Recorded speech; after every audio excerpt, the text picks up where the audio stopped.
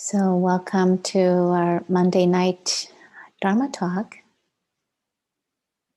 And so, what I had in mind today is to maybe unpack this poem a little bit together and just reflect upon this poem that I just read. And so, I said that this poem sometimes, the title is translated as a single excellent night or an auspicious day. And the first time when I read this poem, I was very touched.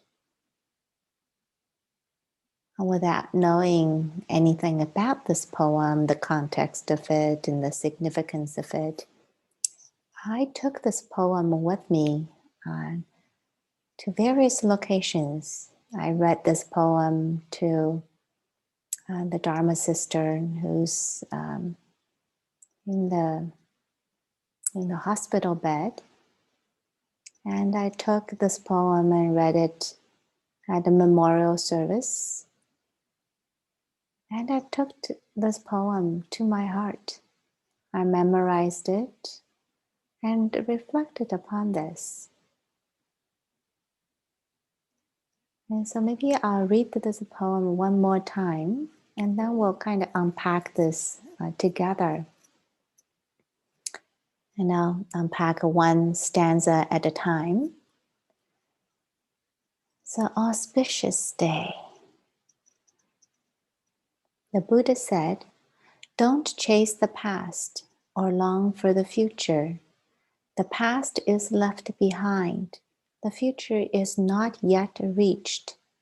Right where it is, have insight into whatever phenomenon is present, not faltering and not agitated. By knowing it, one develops the mind. Ardently do what should be done today. Who knows? Death may come tomorrow. There is no bargaining with mortality and his great army. Whoever dwells thus ardent, active day and night is, says the peaceful sage, one who has an auspicious day."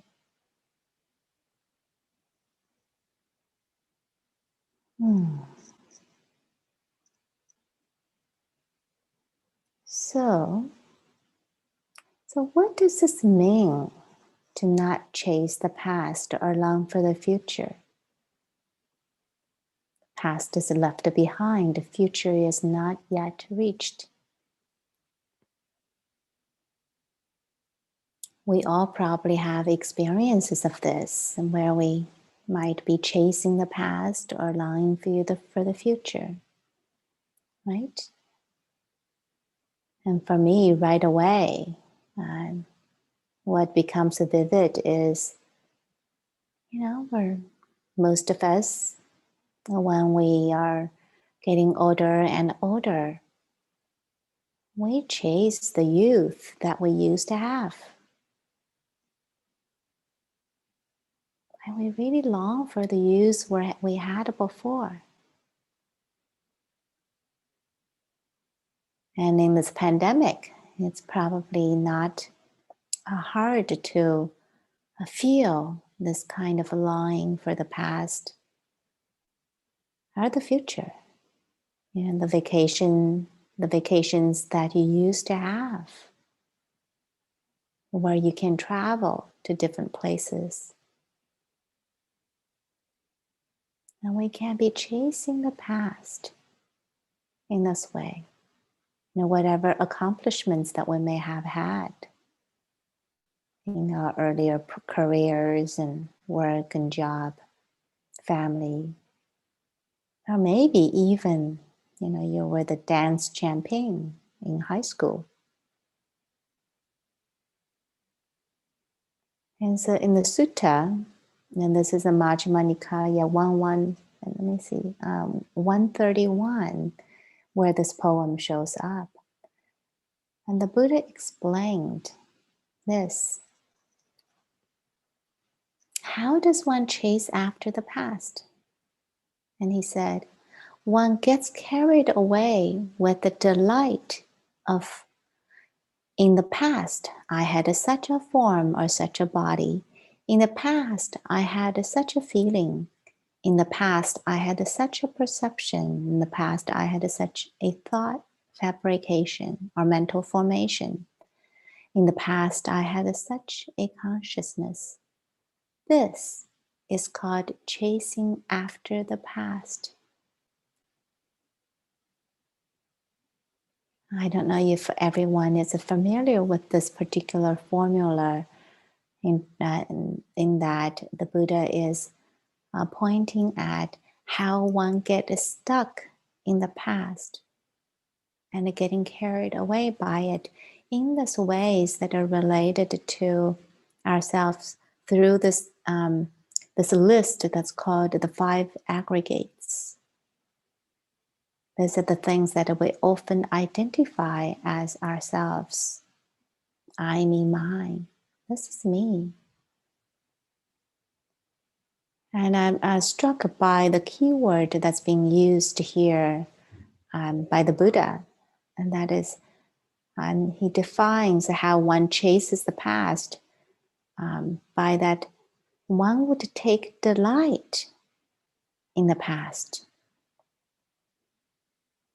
And this form of a taking delight could be, really getting consumed by the past, in that, that maybe pleasant experiences we had before and who we were before in the past.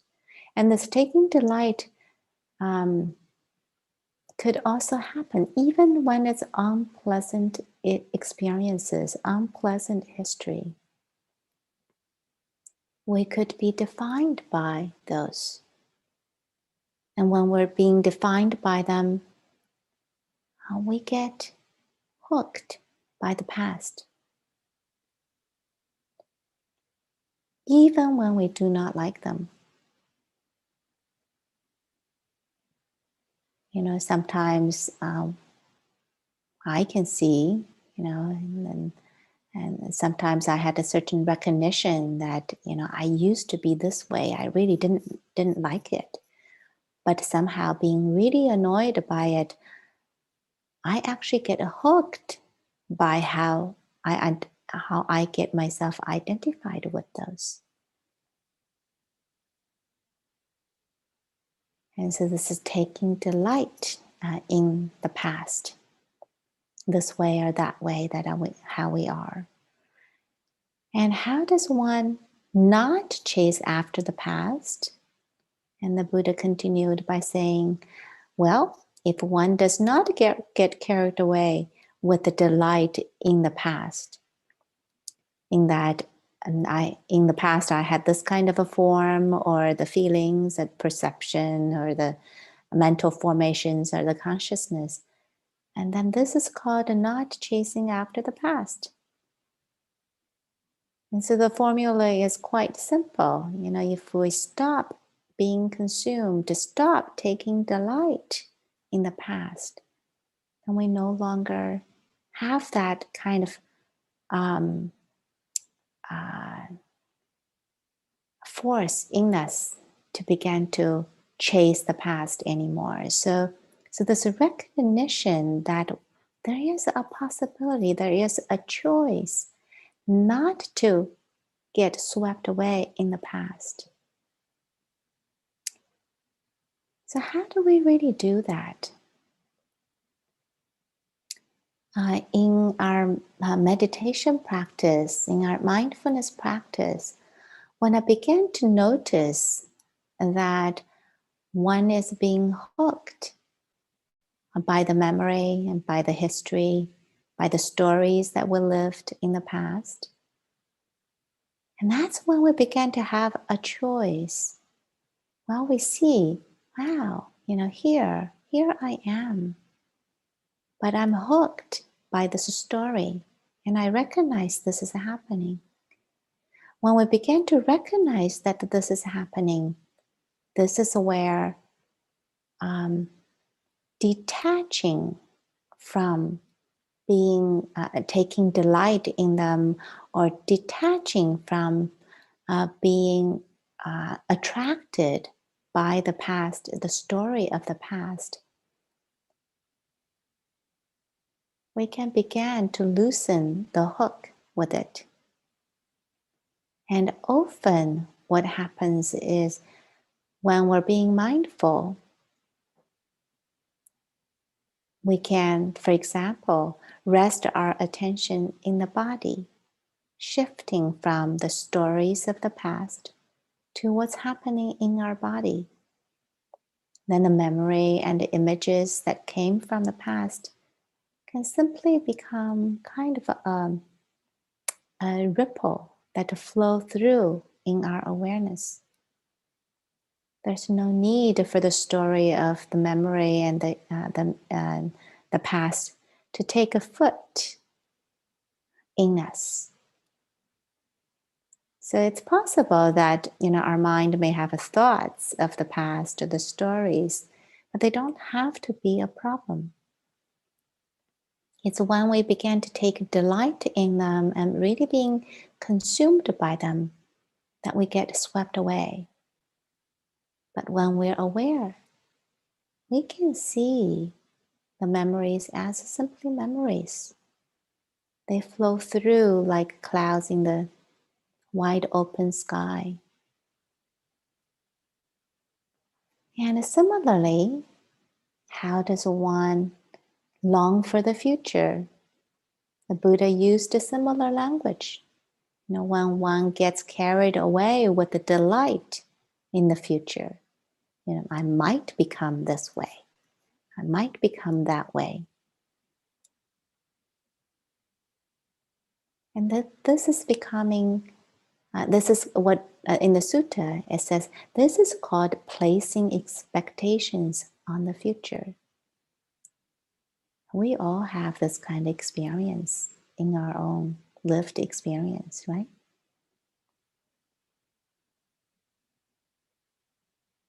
And maybe there are lots of examples that we can take when we're not comfortable with what is happening here and now. Sometimes we construct a future in our head, and then we hook onto this kind of constructed experience, and we really go after that, and to pull us out of what is happening in the present experience.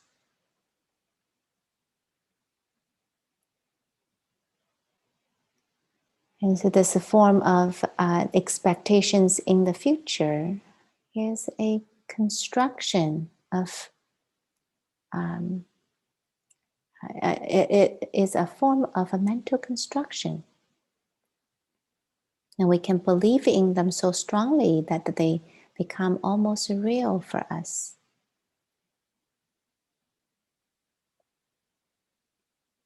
And similarly, the Buddha kind of explained, how not to place expectations in the future. And the same formula was prescribed by do not get carried away with the delight in the future.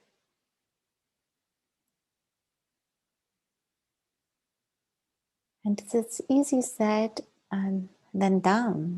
We all know that it's very easy to fall into this form of taking delight. But what it takes is to become recognized that this is happening.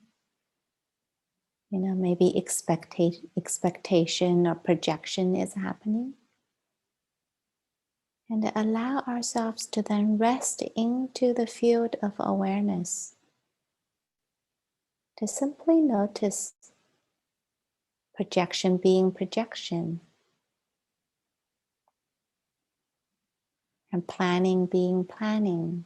Or expectations being expectations. Sometimes they're really momentary. Maybe they're just one or two thoughts. They come and go, just like a snap of the finger.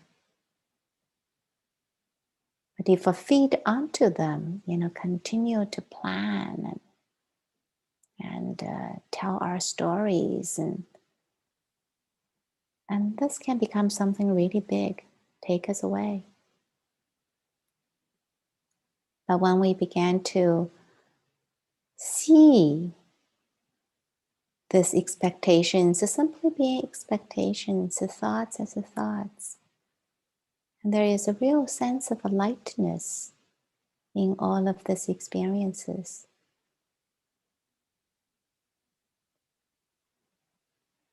And so the next stanza, the Buddha brought us back to where it is here and now. Why right where it is? Have insight into whatever phenomena is present, not faltering and not agitated. By knowing it, one develops mind.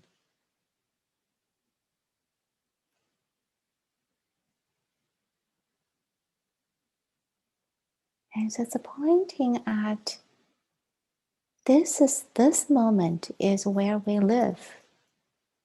The present moment, the present experience, the present phenomenon is where we live. And this is where insight can happen. And this is where we practice. This is the field of our practice. But very interesting, though, in this sutta, it says that even in this practicing with the present experience, there can be two ways. And one way is skillful, and one way is not very skillful. So when I first read this, I was kind of puzzled. Wow, I thought being present was, would be all good and fine. But there can be a way that when we're being present, there can be still unskillfulness in there. So how is that possible? And so let's take a look at this. So what happens is, with respect to the present experiences, the present qualities, an unskilled person can take whatever is arising as I, me, mine. So what happened? So whatever is happening in one way, an unskillful way, is that we take that, this is me. For example, right now, if there is a little moment of a sadness that happened in the field of emotion,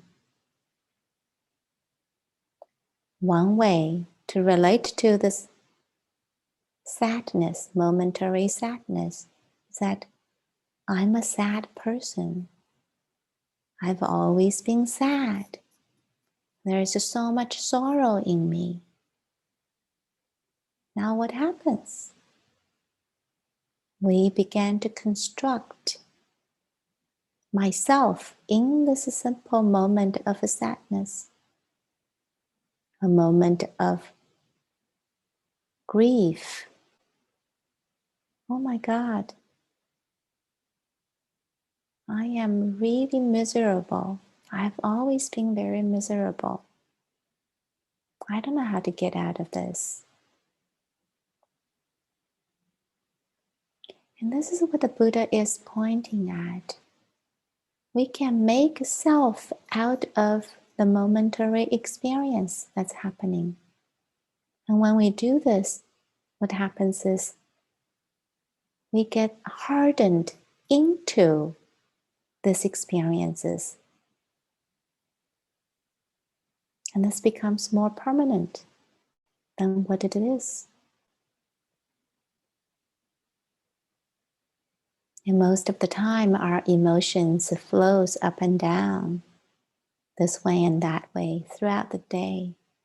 And we can oftentimes hook onto certain forms of emotion and make it ourselves. I remember Gil Fransto sometimes would teach that it is more skillful to be situational-centric rather than self-centric. Or, in another word, in this particular sutta, maybe we can say it's a phenomenon-centric rather than self-centric. Whatever phenomena or situation that comes about in our present lived experience, we simply see this as the situation or the phenomena. And this is a skillful way of being with our experiences. And the self-centric approach would be turning everything that is happening into something related to I, me, and mine. And for example, if you drop a plate on the floor, maybe the immediate reaction would be, I am so sloppy. But is it really all about you? Or is it just, this is a situation that just happened?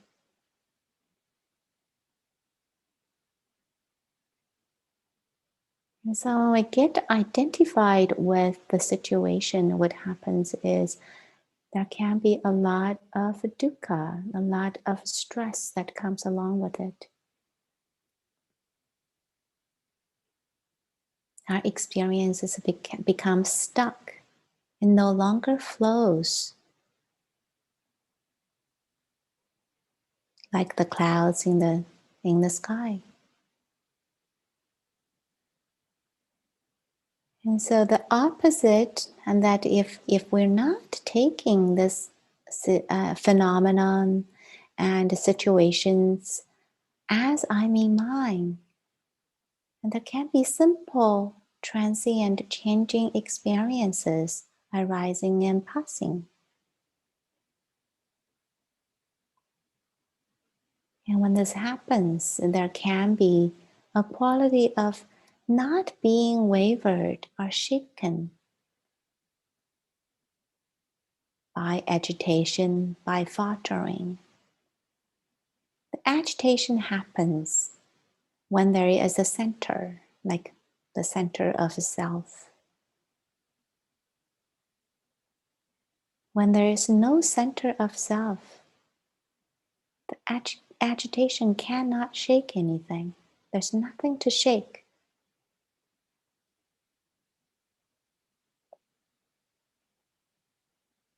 So when one develops the mind in this way, mind will no longer be shaky or restless.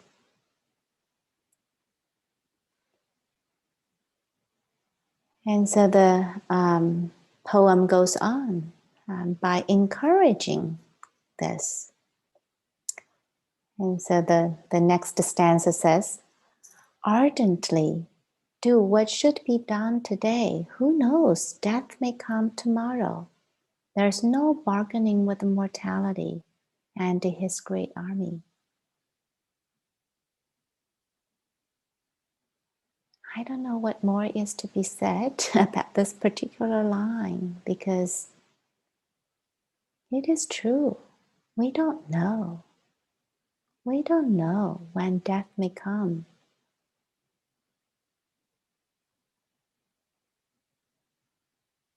It may not even be tomorrow, maybe next moment. And I know this can sound untrue, unreal, but we really don't know. And oftentimes, our intellectual mind understands that, when everybody gets born and death will be part of it. I think one of my teachers, Philip Moffat, sometimes would like to quote his teacher, Jiangsu Meito, and that birth has a death as life sentence. And it's true. And yet, we often live our lives with a complete denial that this might happen to us. It might happen anytime. And so the Buddha knows this and knows the preciousness of a practicing in this moment, here and now.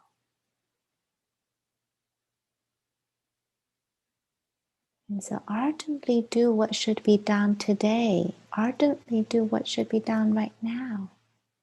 Because we don't know.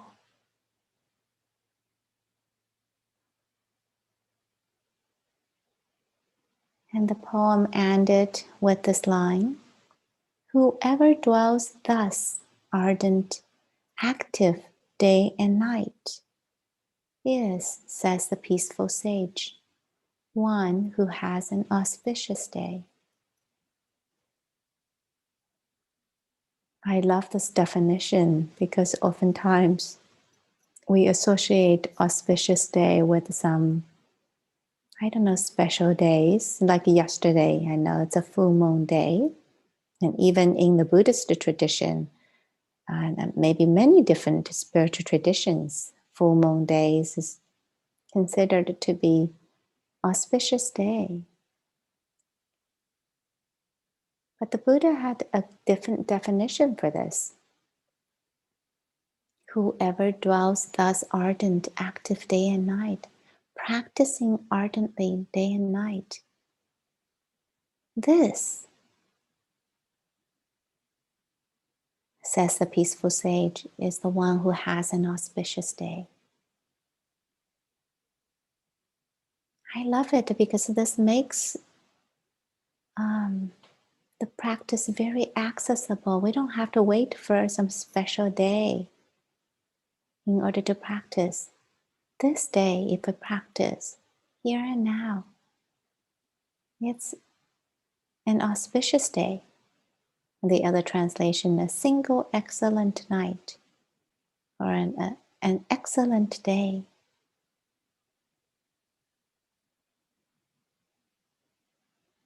And so we just need to become fully present, become aware of what is happening, cultivating our mind skillfully,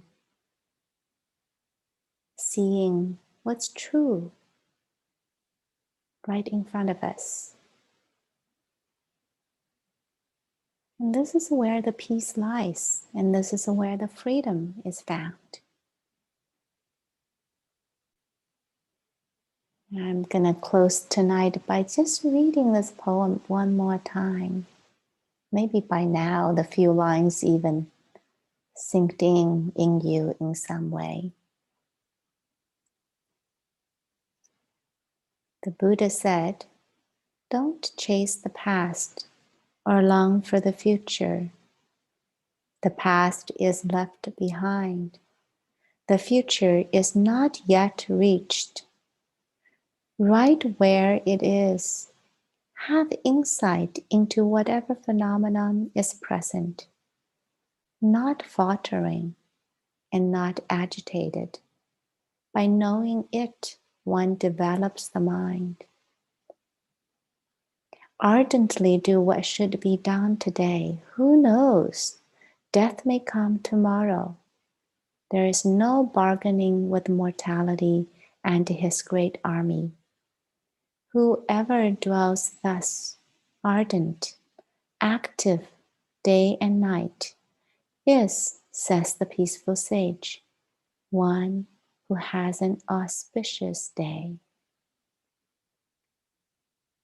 May you all have an excellent night. So take good care